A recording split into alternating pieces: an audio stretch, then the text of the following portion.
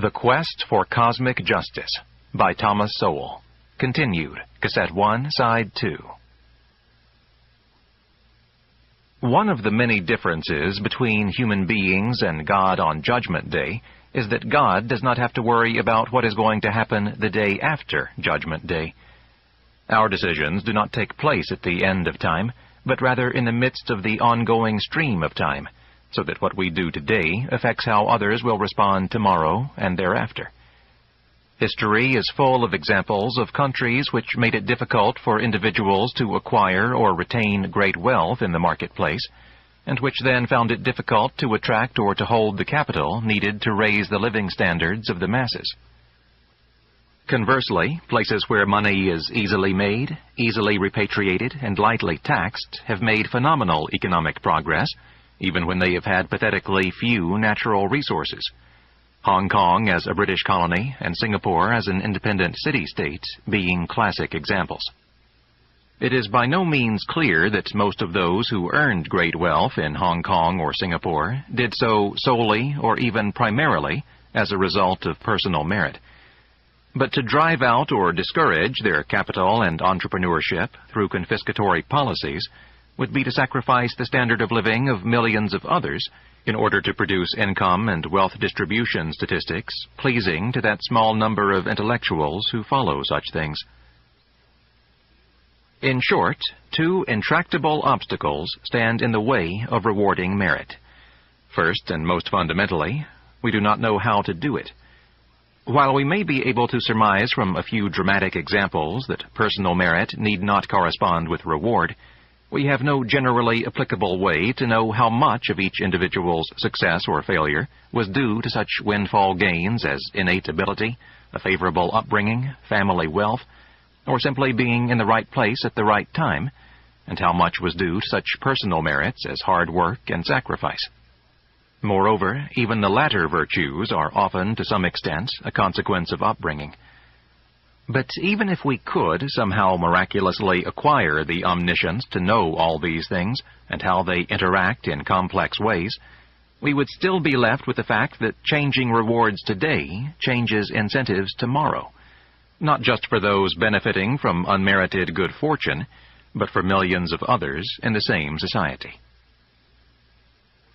Wishing to see a poor but meritorious man win a lottery is radically different from instituting government redistributive policies.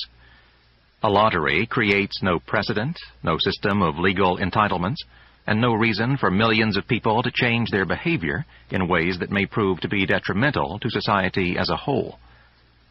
Nor does a lottery require vast amounts of knowledge about individuals, since everyone knows that it is just a matter of luck. Private charity is likewise neither precedential nor a basis on which millions of people can depend for support for a changed lifestyle of avoiding work and living off others. Merit justifications for income and wealth differences are also fundamentally different from productivity justifications, even though the two are often confused. Someone with an inborn knack for mathematics or music may be just as productive as someone who was born with lesser talents in these fields and who had to work very hard to achieve the same level of proficiency. However, we reward productivity rather than merit for the perfectly valid reason that we know how to do it.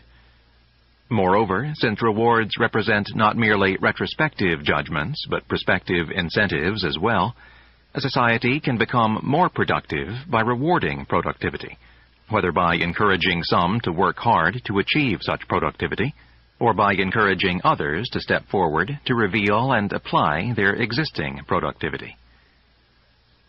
The incentive effects of rewarding productivity operate in other ways as well.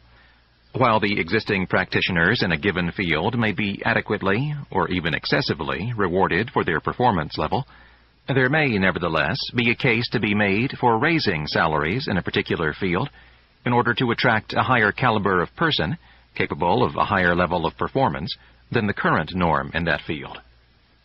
This argument might be made for school teachers, but it applies even more so to politicians and judges. Yet people who are preoccupied with merit are highly susceptible to demagogues who denounce the idea of paying politicians, for example, more money that they clearly do not deserve, in view of their current dismal performances. To get beyond this demagoguery requires getting beyond the idea of considering pay solely from the standpoint of retrospective reward for merit, and seeing it from the standpoint of prospective incentives for better performances from new people. Pay for productivity rather than merit encourages better performances in yet another way. In a constantly developing economy, new and better ways of accomplishing various tasks mean that obsolescence is continually forcing older products and older methods of production out of the economy. In other words, equally meritorious people may receive very different rewards simply because one group happens to be in a declining industry or using obsolete technology, while another happens to be in a rising industry or using advanced technology. These are not zero-sum games, however. Society as a whole has more prosperity when it is more productive. Put differently, the injustice of such unmerited rewards can be corrected only at the cost of creating an injustice to millions of others who can become needlessly poorer or fail to rise to the level of prosperity that existing technology and resources would permit. An even more serious injustice can occur if government officials are given greater powers in order to have them create social justice. For once the powers have been given, they can be used to create despotism instead, as has happened in the French, Bolshevik, and other revolutions, for example. Those who argue as to whether the poor are deserving or undeserving often argue past each other because they are not clear as to whether their respective frameworks are those of cosmic justice or traditional justice. Even the most degenerate member of the underclass may, in some cosmic sense, be said to be what he is because of circumstances, at least in the sense that he might have been raised in other ways that might have increased the likelihood of his becoming a decent human being. Even if his brothers and sisters, raised under the same roof, turned out well, who can be certain that some other combination of circumstances, whether gentler treatment or stricter discipline, might not have turned him around before it was too late? But from the standpoint of traditional justice, the question is entirely different. Failing to know specifically how particular individuals could have been prevented from becoming dangers to others, especially when their siblings came out of the same home with a sense of decency, are we better off to pretend to know how to fine-tune children's upbringing to this degree, or instead to put individuals on notice that certain violations of other people's rights will subject the violators to an array of punishments? Again, if we were creating our own cosmos, surely we would not wish to have in it some individuals so impervious to decent influences that they could turn out to be menaces to society and disgraces to their families. But, given that we must cope with a universe that was not tailor-made to our desires, the question becomes whether disgrace itself may not be a useful instrument of social control, providing an incentive for families to raise their children to the best of their abilities and to remonstrate with those who have gone astray, in hopes that some residual conscience may restrain them from tarnishing the good name of those who have been closest to them. Family disgrace has proven to be a powerful instrument of social control in Japan, for example, though no one can doubt that individual injustices result from innocent family members suffering from shame generated by the misdeeds of guilty relatives. The point here is not to be for or against such practices on a blanket basis. The more limited objective is to illustrate how radically differently we must proceed if our framework is one of cosmic justice rather than traditional justice. The concept of merit adds insult to misfortune and arrogance to achievement. In an era when even lower-income members of Western societies seldom suffer hunger or physical deprivation, nevertheless, the concept of merit provides them with grounds to fear and resent the disdain of others, whether that disdain is real or imagined. Where the widely varying fortunes of individuals and groups are seen as consequences of innumerable and ever-changing cross-currents, resulting differences in amenities should not provoke the same bitterness as in times and places where hunger, cold, and disease were the consequences of being less fortunate. Yet the concept of merit and the quest for cosmic justice can generate bitterness over differences that are far less consequential in themselves. It is one thing to be bitter because one cannot feed one's children, and something very different to be resentful because one cannot afford designer jeans or expensive watches that keep no better time than cheap watches. The costs of justice. With justice as with equality, the question is not whether more is better, but whether it is better at all costs. We need to consider what those who believe in the vision of cosmic justice seldom want to consider, the nature of those costs and how they change the very nature of justice itself. There are so many very different conceptions of justice that we need to begin with some examples of things that most of us can readily agree are unjust. Primogeniture, the practice of leaving an estate entirely to the eldest son, is something that most of us today would consider unjust to the other children. Arbitrarily selecting the ruler of a nation by a similar principle would likewise be widely objected to on moral grounds, among other objections to monarchy. The purpose of primogeniture was, of course, to keep an estate intact from generation to generation. The point was not simply to make a given sum of wealth in one individual's hands larger than it would be if the land were shared. The point was to make the total wealth available to the family as a whole larger than it would have been under equal inheritance, where it would have been broken up into smaller and smaller pieces with the succeeding generations, creating economic inefficiencies that reduce the total value of the fragmented estate. Primogeniture relied on family ties and a sense of duty to guide the eldest son in looking out for his younger siblings. Land was often worth more when it could be farmed in one piece than the sum total of smaller separate pieces after being subdivided. There are what economists call economies of scale in production, and these can be lost as land is fragmented over time by being repeatedly divided equally among heirs. The poverty in a number of countries has been attributed to the fact that there are minute landholdings in those countries, with a given farmer often having several of these tiny plots, inherited from different family branches, located at some distance from one another, requiring his working day to be similarly broken up and time lost in transit from one place to another. In short, cosmic justice for heirs can mean unnecessary poverty for society as a whole. This by itself does not necessarily justify primogeniture. It simply says that the costs of achieving justice matter. Another way of saying the same thing is that justice at all costs is not justice. What, after all, is an injustice but the arbitrary imposition of a cost, whether economic, psychic, or other, on an innocent person? And if correcting this injustice imposes another arbitrary cost on another innocent person, is that not also an injustice? In the world of today, where most wealth is no longer in land, but in financial assets which can be divided among heirs without such high costs, a very different situation exists. But this is not to say that primogeniture, when and where it existed in a different world, was without any rational or moral foundation.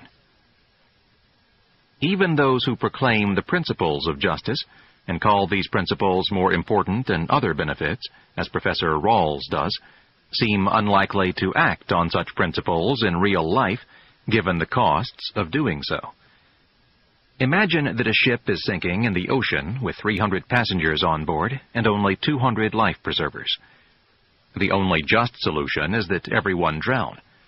But most of us would probably prefer the unjust solution, that 200 lives be saved, even if they are no more deserving than those who perish. We would probably prefer it, even if we suspected that the most selfish and ruthless of those on board would probably end up with the life preservers. Even in less urgent circumstances, a similar principle applies. Imagine that Professor Rawls has arranged an important and remunerative lecture tour in Europe, only to discover on the eve of his departure date from America that 1. An unjust local tax assessment of $100 has been made against him, that 2. He has documents which can prove conclusively that he owes no such tax, and that 3. The time limits within which he is legally allowed to challenge the assessment are such that he would have to cancel his European lecture tour in order to achieve the just result to which he is entitled. Does anyone imagine that Professor Rawls would cancel his lecture tour rather than pay the unjust tax? More to the point, if he did cancel the tour in order to fight that tax, would we regard him as a rational man of high principle, or as a doctrinaire, a moral exhibitionist, or an egomaniac? Adam Smith and John Rawls each said that justice was the prime virtue of a society, and yet they said it in such different senses that they meant nearly opposite things. To Smith, it was essential for the very existence and survival of any society that there be some predictable order with some degree of moral principle, so that people could pursue their lives with their minds at peace, and not destroy each other and the whole social order with unremitting strife over the distribution of financial or other benefits.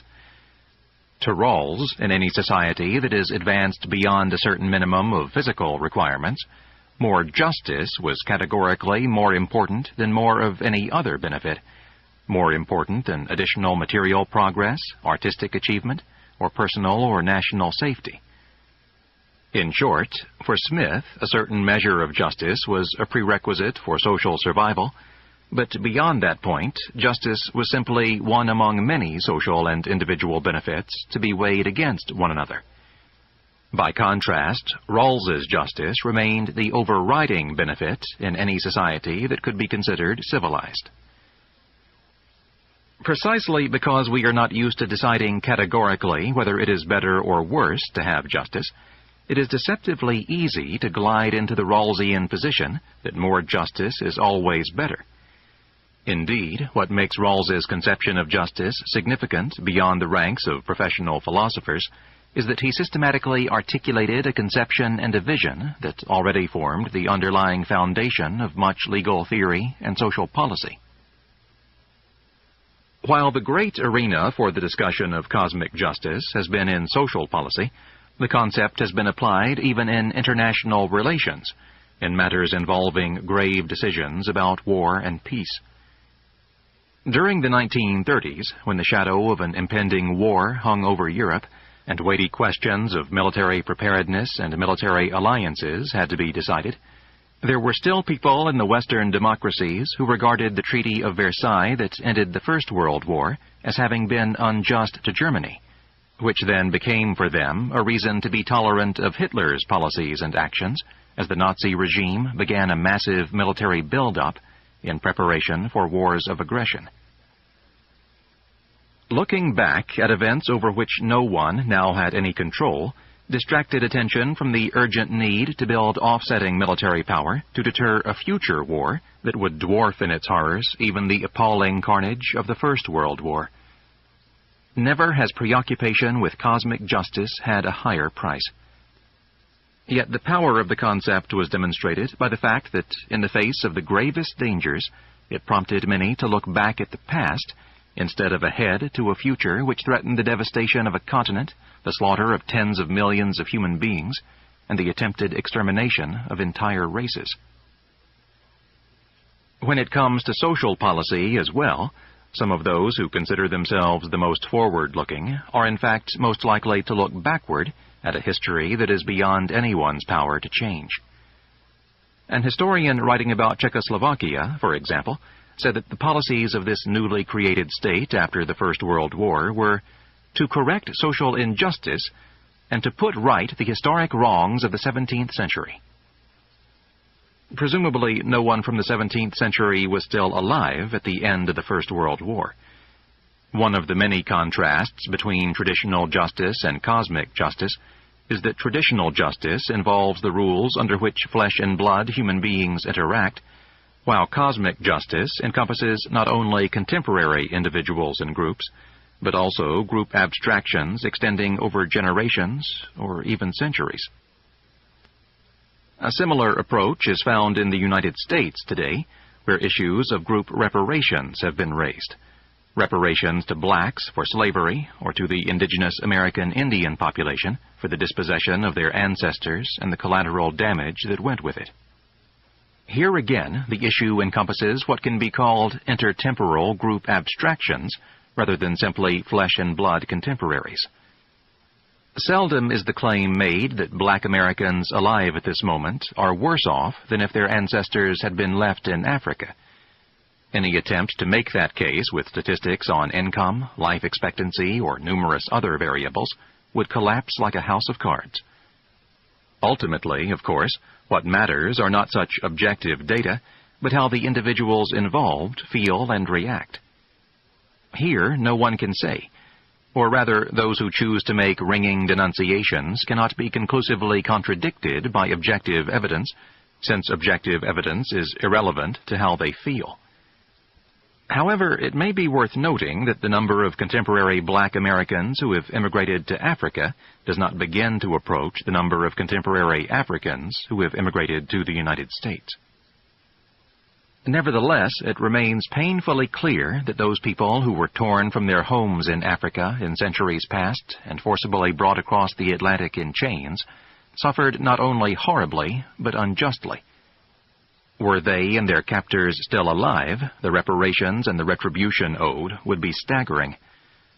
Time and death, however, cheat us of such opportunities for justice, however galling that may be. We can, of course, create new injustices among our flesh-and-blood contemporaries for the sake of symbolic expiation, so that the son or daughter of a black doctor or executive can get into an elite college ahead of the son or daughter of a white factory worker or farmer. But only believers in the vision of cosmic justice are likely to take moral solace from that. We can only make our choices among alternatives actually available, and rectifying the past is not one of those options. The situation of the indigenous peoples of the Western Hemisphere is even more problematical.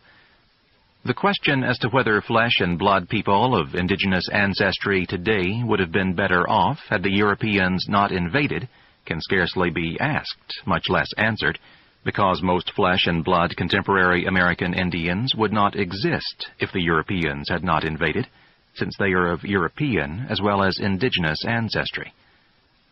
Nature is remarkably uncooperative with our moral categories. There is no way to unscramble an egg. Again, the sufferings of the native peoples of the Western Hemisphere during the era of European invasion were monumental, not only from the wars and depredations of the conquerors, but even more so from the European diseases which decimated the peoples of North and South America, with 50% mortality rates being common in some Indian societies, and 90% mortality rates not unheard of. But time, unlike videotape, does not go backwards. A case might be made that those indigenous peoples of the Western Hemisphere who would exist today if Europeans had not invaded would be better off than those descendants of the aboriginal population, with and without admixtures of the invading races, who actually exist. It is by no means obvious that even this is true, but in any event, that is clearly an issue about intertemporal abstractions, not flesh-and-blood human beings. Believers in the quest for cosmic justice do not give up easily. In politics, in law, and in intellectual circles, statistical disparities between the achievements, performances, or rewards of one group and those of the general population are often regarded as proof of either the present-day consequences of past injustices or as evidence that the injustices of the past are persisting into the present as discrimination against the groups in question. Sometimes disparities between black and white Americans are attributed to historic racial injustices in the United States growing out of peculiarities of American history.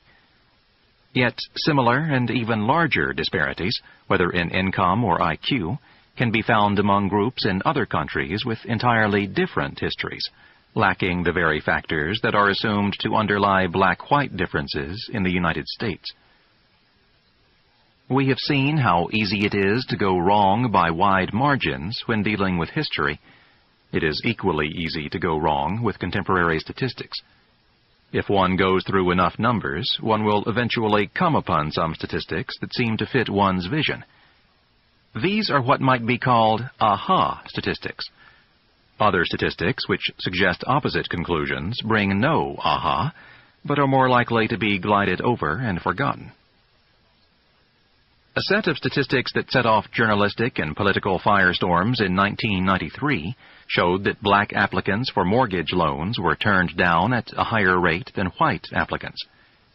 The Washington Post declared that a racially biased system of home lending exists, and numerous other publications, politicians, and activists joined the chorus of denunciation. However, the very same set of statistics showed that white applicants were turned down a higher percentage of the time than Asian Americans.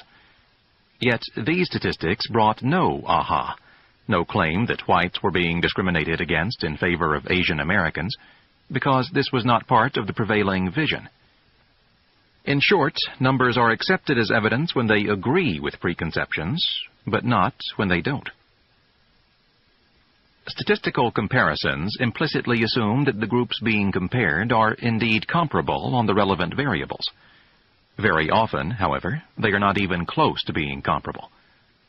Closer scrutiny of the mortgage lending data, for example, shows that minority applicants for home loans had larger debt burdens, poorer credit histories, sought loans covering a higher percentage of the value of the properties in question, and were also more likely to seek to finance multiple dwelling units rather than single-family homes, the former being considered the more risky investment. Even so, 72% of the minority mortgage loan applications were approved, compared to 89% of the white mortgage loan applications. This 17 percentage point difference shrank to 6 percentage points when relevant variables were held constant. Moreover, all of the remaining statistical difference could be traced to different loan approval rates at one bank. Why did the government not take legal action against this one white racist bank? Because it was neither white nor racist. It was a black-owned bank. Incidentally, all of this occurred while a wave of bankruptcies was sweeping through American lending institutions. The idea that these institutions were passing up desperately needed profits from paying customers when institutional survival was at stake might seem at least questionable to anyone with a rudimentary knowledge of economics. However, a rudimentary knowledge of economics is not a requirement for a career in politics, journalism, or the judiciary. Certainly, it is not a prerequisite for colorful expressions of moral indignation. It would be possible to go through any number of other statistical comparisons and show why they are not valid. But the more fundamental problem is with the presupposition that social groups would be proportionally represented in various activities or institutions, or at various income levels, in the absence of bias and discrimination. On the contrary, it is difficult to find any such even representation in any country or in any period of history, except where a government policy mandates quotas or preferences to achieve an artificial statistical balance. Those who believe in cosmic justice sometimes argue that this simply shows how widespread discrimination is. But many groups who are in no position to discriminate against anyone are overrepresented in high-paying occupations, prestigious academic institutions, and numerous other desirable sectors of the economy and society. It would be possible to go through a long list of statistical disparities involving either people or things, where not even a plausible case for discrimination can be made. Here are just a few. 1. More than 4/5 of the donut shops in California are owned by people of Cambodian ancestry. 2. In the early 20th century, 4/5 of the world's sugar processing machinery was made in Scotland. 3. As of 1909, Italians in Buenos Aires owned more than twice as many food and drinking establishments as the native Argentines, more than 3 times as many shoe stores, and more than 10 times as many barber shops. 4. During the decade of the 1960s, the Chinese minority in Malaysia supplied between 80 and 90% of all university students in medicine, science, and engineering. 5. In the early 20th century, all of the firms in all of the industries producing the following products in Brazil's state of Rio Grande do Sul were owned by people of German ancestry: trunks, stoves, paper, hats, neckties, leather, soap, glass, watches, beer, confections, and carriages. 6. In 18th century Russia, 209 out of 240 cloth factories in the province of Astrakhan were owned by Armenians. 7. Of the 16,000 workers who built the East Africa Railway line from the port of Mombasa to Lake Victoria, 15,000 were from India. 8. As of 1937, 91% of all greengrocers' licenses in Vancouver, Canada, were held by people of Japanese ancestry. 9. Although less than 5% of Indonesia's population, ethnic Chinese have at one time run 3/4 of its 200 largest businesses. 10. In the early 1920s, Jews were only 6% and 11% of the populations of Hungary and Poland, respectively, but they were more than half of all the doctors in both countries. This list could be extended many times over. Why are different groups so disproportionately represented in so many times and places? Perhaps the simplest answer is that there was no reason to have expected them to be statistically similar in the first place. Geographical, historical, demographic, cultural, and other variables make the vision of an even or random distribution of groups one without foundation. Statistical disparities are, of course, not limited to racial groups or to male-female differences. Moreover, believers in the quest for cosmic justice often confuse the fate of statistical abstractions with the fate of flesh-and-blood human beings. Much has been written, for example, about how small percentages of the population receive large percentages of the nation's income or hold some large percentage of the nation's wealth. The implicit assumption is that we are talking about classes of people, when, in the United States at least, we are in fact often talking about individuals at different stages of their lives. The vast majority of the wealth of Americans is concentrated in the hands of people over 50 years of age. The average wealth in older families in the United States is some multiple of the average wealth in younger families. But these are not differences in social classes. Everyone who is old was once young, and all the young are going to be old, except for those who die prematurely. Yet the vision of social classes remains impervious to these plain facts, and statistical abstractions are automatically seen as classes of people. Studies which have followed individual Americans over a period of years have found that most do not stay in the same quintile of the income distribution for as long as a decade. The first of these studies was conducted by a group of academics of left-wing persuasion who seemed to be thrown into disarray by their own findings, which were based on following the same individuals for 8 years. But none of this should be surprising. People are 8 years older at the end of 8 years. They have 8 years more experience, 8 years more seniority. If they have set up a business, they have had 8 years in which to become better known and to attract more customers. In the professions, they have had 8 years in which to build up a clientele. Why would they not be in higher income brackets at the end of 8 years? The poor, who are often defined as the bottom 20% of the income distribution, are as transient in that role as the rich. Only 3% of the American population remained in the bottom 20% for as long as 8 years. More who began in the bottom 20% had reached the top 20% by the end of that period than remained where they were. Yet the poor continue to be identified as the bottom 20% instead of the 3% who remain at the bottom. Our intellectual discourse and our public policy are based on the statistical abstraction of 20%, rather than the flesh and blood 3% who are genuinely poor. It is reminiscent of a story about someone who was told that in New York City, someone is hit by a car every 20 minutes. "He must get awfully tired of that," was the response.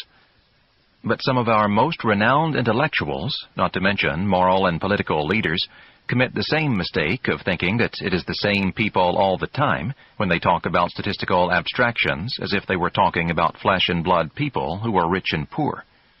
The genuinely rich and the genuinely poor, put together, do not add up to even 10% of the American population. Yet these two marginal groups are the central characters in the moral melodramas which dominate American politics, journalism, and even academic and judicial discourse. Consequences of the quest for cosmic justice. Whatever the intellectual deficiencies of the vision of cosmic justice, it has become politically entrenched in many countries around the world. Its consequences are therefore important for that reason alone. What are those consequences? Those pursuing the quest for cosmic justice have tended to assume that the consequences would be what they intended, which is to say that the people subject to government policies would be like pieces on a chessboard who could be moved here and there to carry out a grand design without concern for their own responses. But both the intended beneficiaries and those on whom the costs of those benefits would fall have often reacted in ways unexpected by those who have sought cosmic justice. Those given legal entitlements to various compensatory benefits, for example, have developed a sense of entitlement. As a group leader in India asked, "Are we not entitled to jobs just because we are not as qualified?" A Nigerian, likewise, spoke of the tyranny of skills. Black American college students planning to go on to postgraduate education were found by one study to feel no sense of urgency about needing to prepare themselves academically because they believed that certain rules would simply be set aside for them. A similar lack of urgency was found by a study of Malaysian students in Malaysia, where they are legally entitled to preferential access to coveted positions in government and in the private economy. In the American Virgin Islands, even school children have excused their own lack of academic and behavioral standards by pointing out that government jobs will be waiting for them when they grow up, jobs for which their West Indian classmates will not be eligible, even though the latter perform better academically and behave themselves better in school as well, because the West Indians are not American citizens. There has been a particularly tragic consequence of the quest for cosmic justice for young black Americans. Just as some parents make the mistake of talking around small children as if they cannot hear or understand, so those promoting a vision of cosmic injustices as the cause of all the problems of black Americans have failed to understand the consequences of this vision for young blacks, who do not yet have either the personal experience or the maturity to weigh those words against reality. The net result in many ghetto schools has been the development of an attitude of hostility to learning or to conforming to ordinary standards of behavior in society. Worse, those young black students who do wish to get an education, to speak correct English, and to behave in ways compatible with getting along with others, are accused of acting white, betraying the race, and are subject to both social pressures and outright intimidation and violence. It would be hard to imagine a more devastating self-destruction of a whole generation's future. Many of the politicians, intellectuals, and others who have loudly and often proclaimed that discrimination explains all or virtually all black-white differences are themselves appalled and baffled by this turn of events. Yet these attitudes among young blacks make perfect sense if the vision that is presented to them is true. Why study and discipline yourself in preparation for the adult world if the deck is completely stacked against you anyway? At least you can show that you are not a sucker who is taken in. What these students are doing is consistent with the vision that is presented to them, however tragically counterproductive it may be in the world of reality. This pattern of able and ambitious young people being held back by fear of the envy and resentment of their peers is not limited to blacks or to the United States. Similar patterns have been found among working-class youngsters in the East End of London, a pattern aptly characterized by an observer there as loathsomely insidious. What of those whose interests are to be sacrificed in the quest for cosmic justice? They, too, respond quite rationally in light of the options presented to them. Individuals may cease to strive as hard for posts that they are less likely to get, or may remove themselves from the whole society, as some highly educated Chinese have done in Malaysia and some highly educated Indians have done in Fiji, or as highly skilled and highly entrepreneurial Huguenots removed themselves from France in centuries past.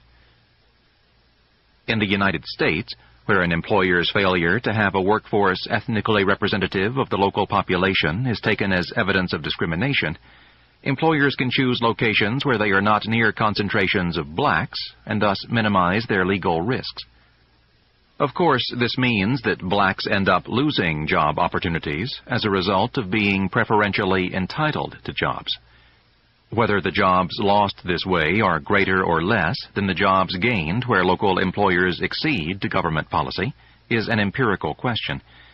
However, this question attracts remarkably little attention or interest from those zealous for symbolic social justice.